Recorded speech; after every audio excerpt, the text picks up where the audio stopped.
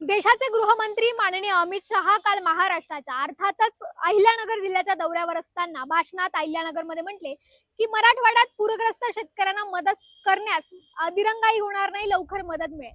परंतु हे म्हणत असताना अप्रत्यक्षपणे माननीय अमित शहा म्हटले की अद्याप माननीय मुख्यमंत्री देवेंद्र फडणवीसांनी तसा प्रस्ताव मदतीचा केंद्राला अजून पाठवला नाही. आज सकाळी बातम्या पाहत असताना कळालं की दरवर्षी जो काही महाराष्ट्र सरकार आनंदाचा शिदा ग्रामीण भागातल्या जनतेला, विशेषतः ग्रामीण भागातल्या जनतेला जो काही आनंदाचा शिदा मिळतो ते यावर्षी मिळणार नाहीये. अद्याप तरी महाराष्ट्र राज्याचे मुख्यमंत्र्यांच्या कार्यालयातून तसा प्रस्ताव अजून गेला नाही. मराठवाड्यातल्या शेतकऱ्यांच्या मदती संदर्भातला प्रस्ताव मुख्यमंत्री साहेब अजून तुम्ही पाठवला नाही. दरवर्षी दिवाळीला मिळणारा आनंदाचा शिद्याचा प्रस्ताव तुम्ही अजून पाठवला नाही. एक सामान्य मतदार, एक सामान्य नागरिक म्हणून माझा प्रश्न आहे की तुम्ही आणि तुमचं जे काही सो कॉल्ड ट्रिपल इंजिन सरकार आहे ते नेमकं करतं काय? विरोधी पक्षातल्या लोकांना आमच्या पक्षात या असा प्रस्ताव देण्याव्यतिरिक्त माननीय मुख्यमंत्री साहेब आणि माननीय दोन उपमुख्यमंत्री साहेब जनतेच्या हितासाठी अनेक प्रस्तावांचा देवाणघेवाण करावं लागतं. हे जर तुम्हाला विसर पडला असेल तर कृपया त्याची माहिती घ्या आणि जनतेच्या हितासाठी काहीतरी ठोस पावलं उचला.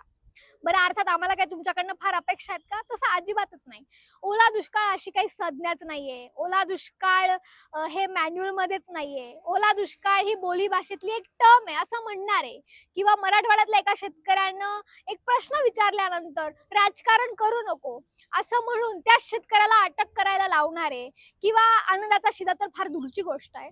शेतकरी स्वतःच्या शेतात जी काही शिदा पिकवतो, उदाहरणार्थ साखर, त्यात सुद्धा लुटमार करणाऱ्यांकडनं फार काही म्हणजे शेतकऱ्यासाठी भरीव होईल किंवा फार काही तुम्ही सृजनशील कराल अशी मुळातच शेतकऱ्याला तुमच्याकडनं अपेक्षा नाहीच आहे.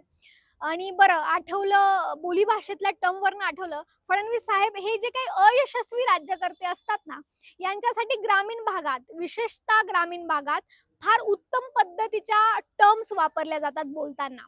त्या काही मी आता बोलून दाखवणार नाही. तुम्ही आणि देशाचे पंतप्रधान आदरणीय नरेंद्र मोदी साहेब यासाठी एक संयुक्त दौरा शेतकऱ्याच्या बांधावर काढला तर फार बरं होईल. त्या टर्म तुम्हाला स्वतः तुमच्या कानानं ऐकता येतील. तुमच्याकडनं फार अपेक्षा नाहीच आहे. पण असं यशस्वी लोक सरकारमध्ये असताना तुमच्याच सरकारमधले एक व्यक्ती, तुमच्याच पक्षातले एक व्यक्ती म्हणतात की मुंबईमध्ये आमचीच सत्ता येईल, आमचाच माणूस महापौर होईल.